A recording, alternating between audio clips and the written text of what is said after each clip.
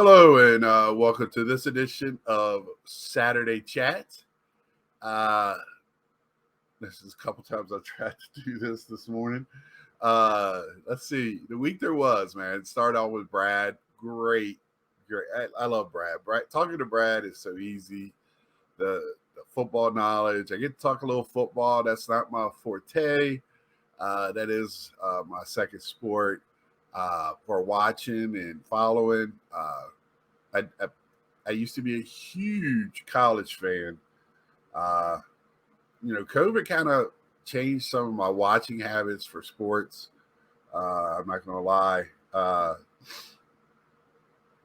But, but, uh, I still love the game. Cowboys, I do watch all the Cowboys games, playoffs, Super Bowl, like everybody else. But talking to Brad, just fun to change it up a little bit, and I can't wait to hang out with him at the National.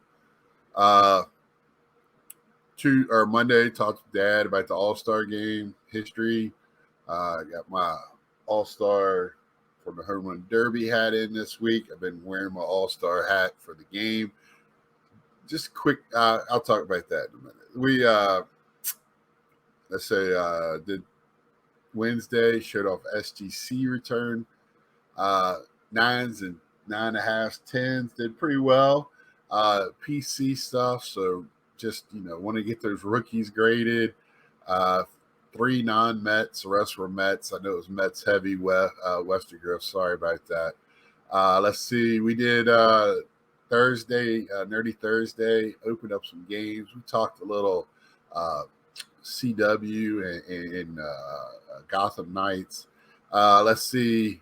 Then it's today. So today, I was going to show off something, and it just didn't work out. I need to research it a little bit more.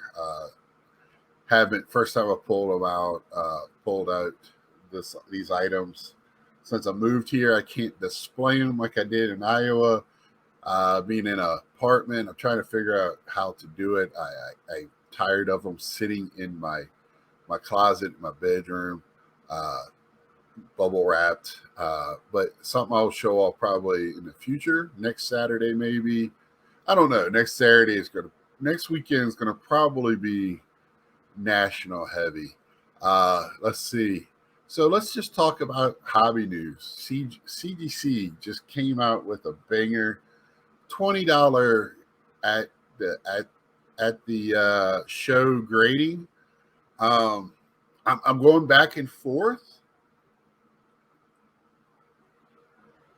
I kind of want to do something, but I can send in cards for $12 normally, right?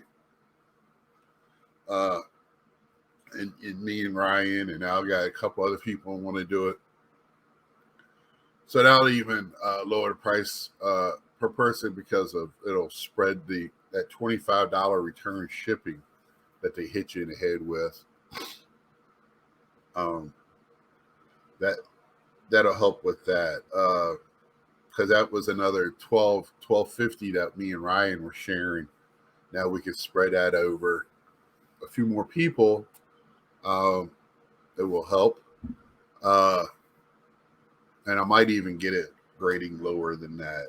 Let's see. So it's just tough. I'm going to look through, see if there's some autographs, because I really want to see some of my Star Wars core cards in that holder. I really do. I want to see some non-sports cards in his holders, and I'll see if I got any, because a lot of my autographs have already been done, and see if I got something, I don't mind paying $20 for. But the way it reads and how you got to do it, you'll have it already in the system when you go to the show, the way it reads, I think. Or at least have it printed out, filled out, I guess, for at show drop off. And so I'm hoping you might even get your little bit of a discount for being a member, even on the $20. And it'd be cool just to have something at the show done. I might pay $10 more, whatever. $8. it just, you got to say a lot better PSA. I would never, unless I had, some $1,000 cards that's going to cost that much to get graded anyway, and you feel a lot more at ease and not sending it through the mail.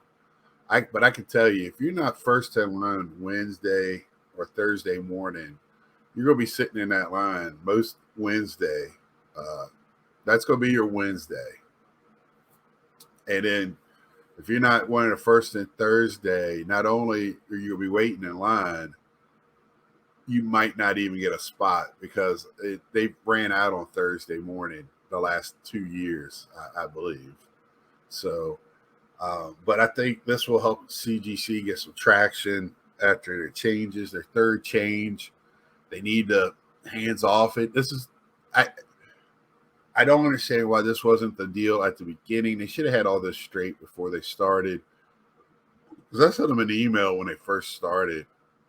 I did a few cards just to see what it was like. Then I got a membership because I love their holders. I was over the green flip. When you got the green flip in hand, it was a lot better than seeing it on the interwebs. Then they changed their flip. That changed the whole game for me.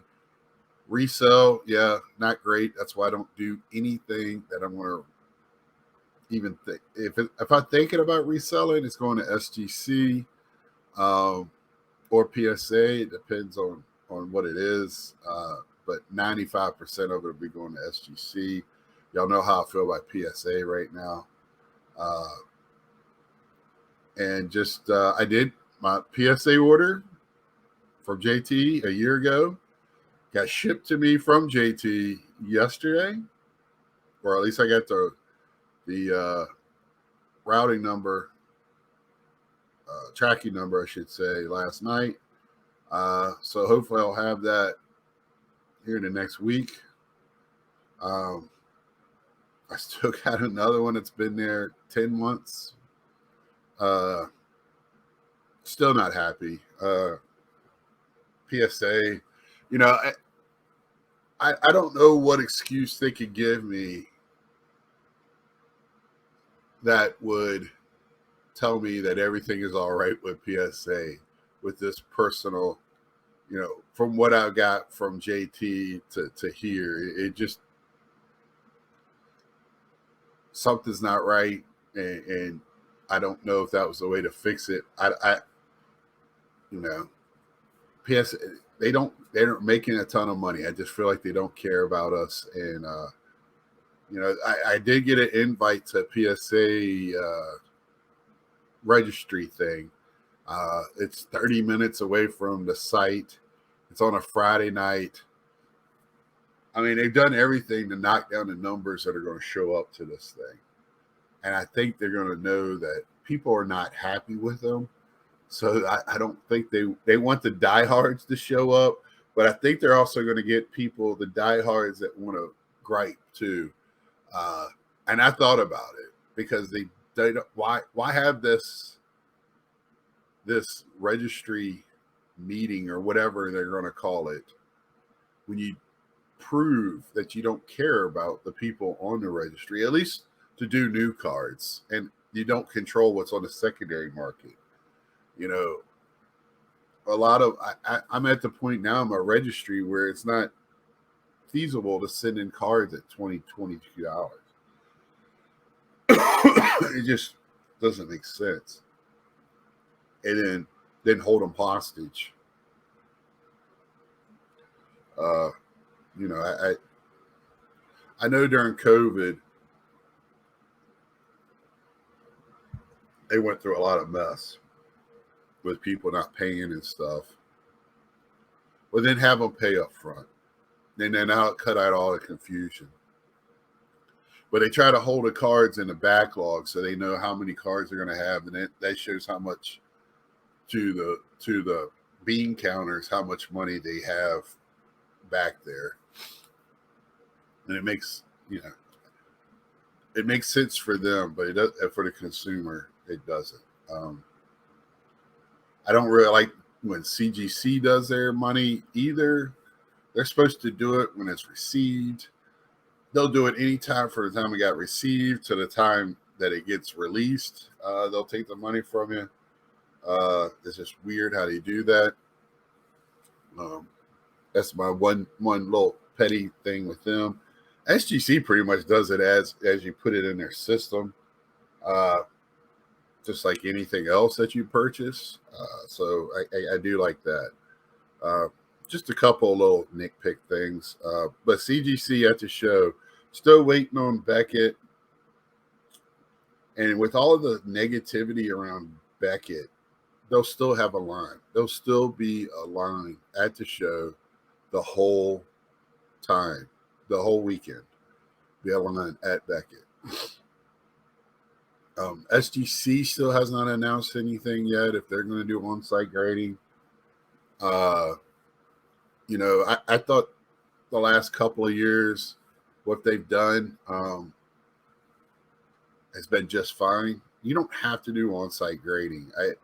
It's nice, but if you're going to jack the prices up because you have to pay for expenses, which I understand, or you try to make a mint, a fast mint, that's capitalism 101, I guess. Supply and demand. They have a great presence. They put on a great show. They are there for the people. Peter is right there in the middle talking to people. That when COVID, that one after COVID, what they did knocked my socks off. I was like, this is why they have such a great following and almost a cult following, for a lack of a better word. They were there and present and having fun and doing announcements, doing breaks, just having fun with customers, answering all the questions. I believe they're taking orders to be graded, and that's fine. That way you cut out a little bit of shipping fee.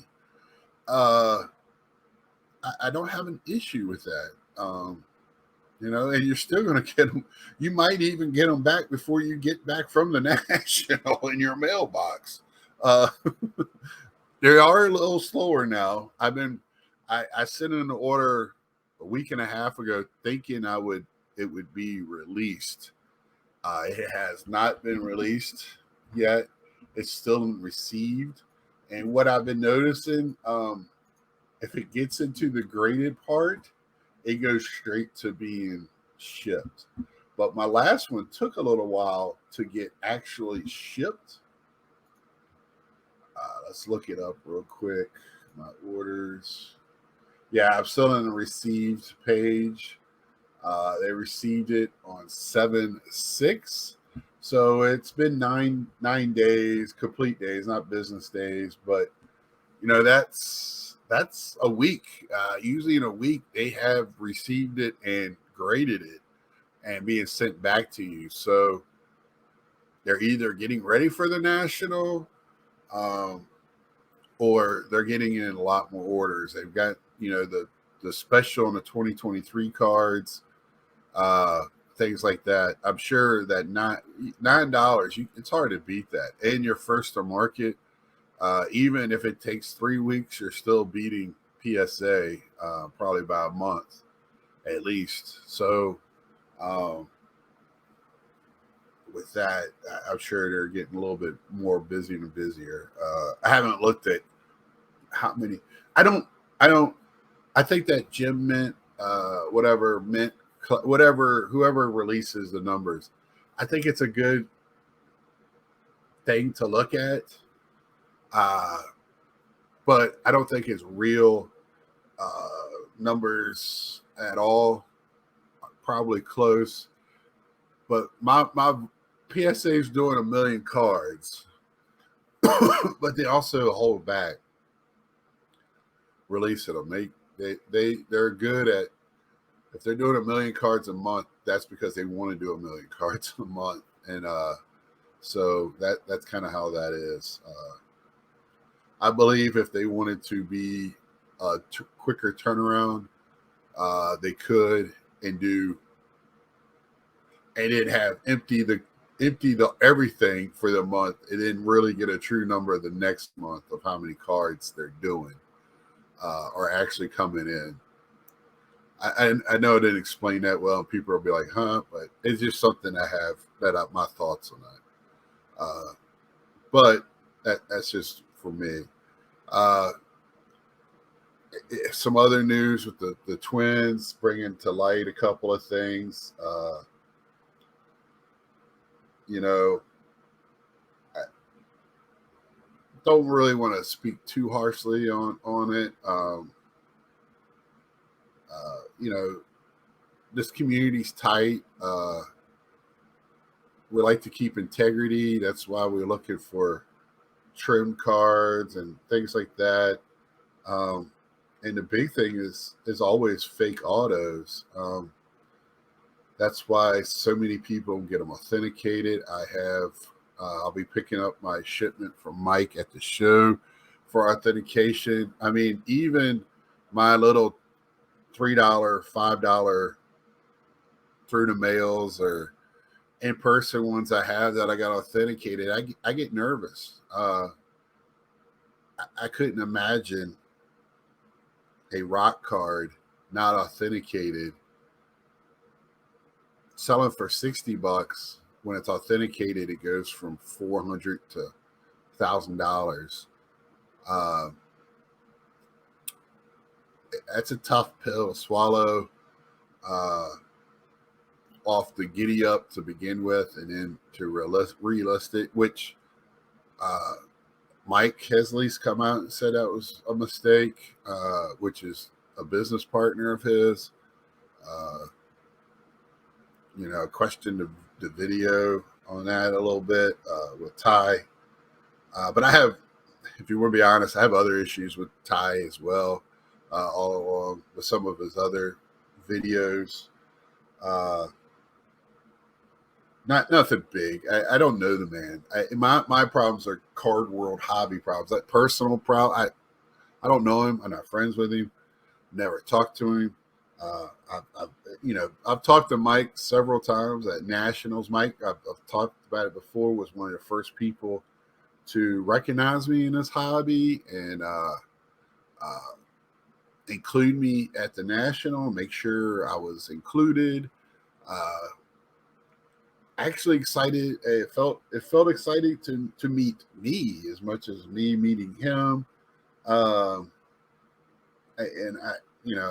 as much as people bash him for certain things, and I agree with some of it, and Mike probably agrees with some of it.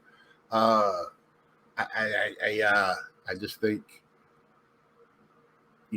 like everybody else, could have been handled 100 times better. But when you get confronted by those two guys, I think a lot of people, the automatic thing is to go on the defensive and then go on the offensive with those two morons. I'm sorry. I don't like them. I think it's good to have some type of gatekeeping in this community, somebody that's keeping an eye on things, but how they go about it and pump their chest out, if something gets caught on them, it's going to come on them 10 times harder than it's coming out on everybody else. I hope they know that. I hope they live very clean lives there in Stockton. They want to think they're tough guys in Stockton. I've been in Stockton. I've been in that area. Not everybody's tough. I mean, you're sitting here bragging about Rolexes and stuff and selling a YouTube channel. Some of that stuff is very sickening and nauseating, and I don't see where there's a need for it. But I do like the gatekeeping a little bit. We don't need some of that, the assholery that goes with it. So, and I believe hopefully it's over with. He's getting them authenticated, which doesn't change what happened. It just will make it feel better, I guess, to Ty and everybody that buys it. And guess what? You may get more money out of it. I wish they would have been taken to the show and JSA would have done it at the show. You're going to PSA, get authenticated. We won't know until next year, and everybody's going to forget about it. It ain't going to matter. It really doesn't matter now. With something like that for me, I don't on eBay. I do not bid on anything that's not authenticated, and we all know even if it's authenticated, it's questionable. So I just I take that back. My little Kevin Mitchell's and Mets cards that are $5. Mike has said this. I don't think people, and I got this from him, I don't think people are doing $5 autos to make $1 million. They're not forging those to get over. So I feel, and also spending $5. Spending to some people $66 is that might be that person's complete hobby budget for the month. We don't know the person's finances that did that. And I've heard, it's just $60. Well, just $60. I mean, that to some people that's all their budget they might have. And it might be stretching their budget. We do not know people's finances. But if you spend $1, that's your money, and you have every right to check it out and everything like that. That's all I got to say. I think it's overblown, handled wrong, and just be fixed. And you know what? I just want people to learn from it and move on. Let's use it as a learning tool, which should have been done at the beginning, and move on. And sometimes we got to take a punch to the face to learn something. It's my grandma always said, if you want to, if you don't want to learn, it makes a soft behind because you're just going to get beaten a lot. If you want to keep on messing up, you're just going to get whooped. So. Hard head makes a soft behind. That's what my grandma used to tell me all the time. So, let's learn. That's what we preach. Let's learn. We learn from each other. Let's learn as a community from this and move on and have a great national. And that's all I got to say on that. This week, Sunday night, speaking of that, Carlos had pretty good video breaking down everything about it. I do think, and then he had Mike on his live Friday night, which was interesting to say the least. There was some good points brought up by everyone in that. And again, I think there was right and wrong on all sides. And I don't think Ty is a terrible person. And I think the important thing is, and I got to, this is the one thing I got to commend Ty for. We know Ty most likely did not post them, probably never talked to that person. Mike said he pays another guy, named a guy, but Ty never brought that person's name up in this whole deal, never pushed it off on him. Ty has taken it all on his shoulders. So we don't know that if Ty even knew that this happened, and then, he's taking it because he's the guy, he's the top dog in his group. So, he doesn't even know if it got what happened and it got relisted. He might not even know. Maybe somebody mentioned it to him, but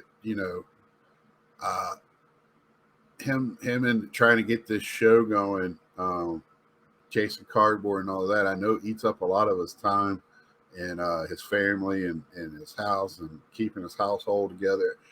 Just all that. going back to that, just because I had that thought pop in my mind from what happened last night. You got to keep that in mind as well. So, but I will have Carlos on tomorrow night. We won't talk much. We might joke on it, but we probably won't talk much on that. But I will be asking him, you know, I have talked to other people. I like to have people that are not going to the show as much as people that are going to the show. But he will be the first one to have on here that just plain out not going because he just doesn't care about the show, about going to the show. He cares about it enough to have, he wants to know what's going on at the show from people, but going to it doesn't make sense for him. Where other people said they wanted to go and financially, you know, and I'm sure Carlos financially he had to put in air conditioning that he didn't have any air conditioning at his place or heating, and I could not fathom that like at all, that they built a condo with no heating and cooling in this day and age. But I guess that's common practice up there. I don't know, but and I'm sure because realistically, I'm an idiot for going. Financially, I should not be going, but I am. I'm making it happen, and you know, I'm just gonna. I've sucked it up. I haven't gone to any shows this summer for myself. Other than that, you know, you see, I still pick up cards. I haven't picked up any really big bangers. I have picked up some, you know, nicer cards from Mike when he breaks. I have learned to some of the numbered stuff. If you want it, you better get it. You know, I'm not going to pay outlandishly for it, but you know, it adds up, and but that's fine. That's the stuff that I'm happy to have in my collection.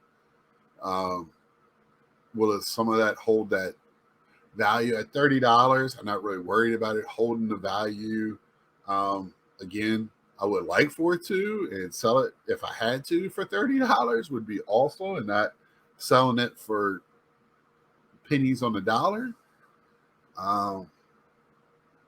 But you know, again, we'll talk to Carlos. I'm going off on a tangent. We'll talk to Carlos tomorrow night and get the full rundown on that. And I understand where he's coming from, and have some agreement. But I talked to him on his show last week or week before. Why I feel like I don't have FOMO other than it feels like for the National. After going the first time and not knowing anybody, I felt like I had to go the next year. You know, so we'll talk a little bit about that, or we'll talk a lot about that. You know, I also have some other questions, but hobby questions for him. He is a guy that I tend to turn to when I have like YouTubing questions or some, you know, hobby questions as well. Very knowledgeable and been doing this for a long time, and people don't realize that with him. They the smart assery and the content guides and all that stuff. People look at that and don't realize the knowledge that he does have. Let's see. So we'll have that Sunday night. Monday, me and my dad would talk about Rockies finally. Let's see. And baseball will be back full swing first weekend.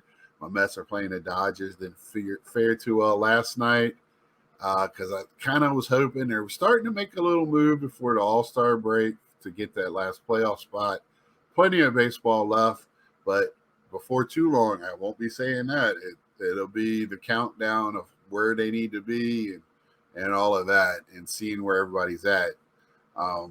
That's why on that show, I like to start off with where we are, where the teams have moved. Last week we had like a lot of movement in the standings before the All-Star break, which this last week before the week or two before, I don't know when the trade deadline is. That's shame on me. I want to say it's this week. It's usually like a week after the All-Star break. And we'll see where people are at on that. A lot to talk about on that when that starts going. And then Wednesday, right now, I just have some pickups to show. I do have the PSA return, but I don't think I'll have that back in time.